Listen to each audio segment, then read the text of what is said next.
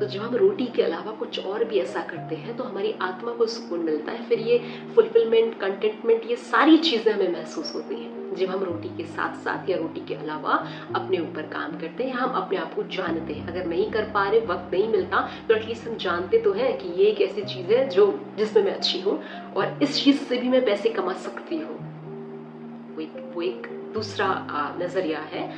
लेकिन ये एक ऐसी चीज ऐसी है जिसमें मैं अच्छी हूँ, जिसके लिए लोग मुझे सराहते हैं और इसमें मैं काम और करना चाहती हूँ। जब मैं रोटी और सर्वाइवल मोड से ऊपर उठ जाऊंगी तो मैं फुल टाइम इसको करूंगी।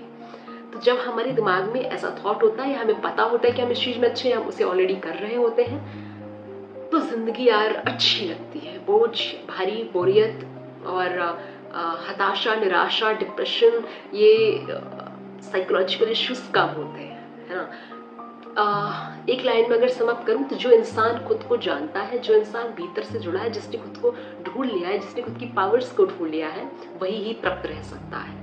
वरना हम सब एक दूसरे को फॉलो कर रहे हैं कि ये इंसान ये कर रहा है, मैं भी ये करता हूँ। भीड़ क्या कर रही है, हम उसको फॉलो कर रहे होते हैं। बहुत ही कम लोग दुनिया में ऐसे हैं जो ये रिस्क लेते हैं जो वो करना चाहते हैं, या उन्हें उसके बारे में एटलीस्ट पता भी है।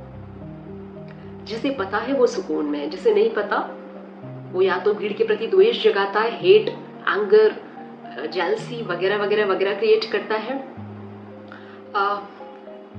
या खुद ही अनफुलफिल्ड महसूस करता है, खुद ही खोया और लॉस्ट महसूस करता है।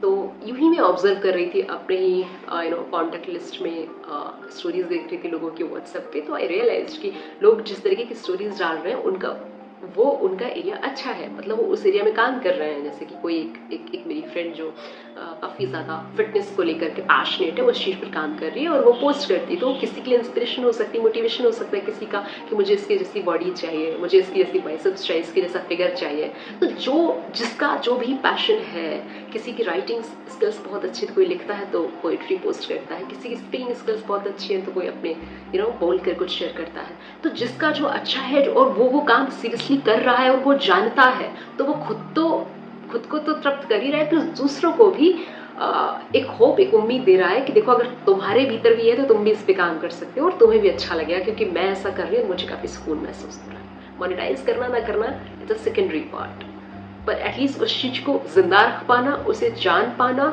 उससे प्यार कर पाना, ये अपने आप में ही जीत है।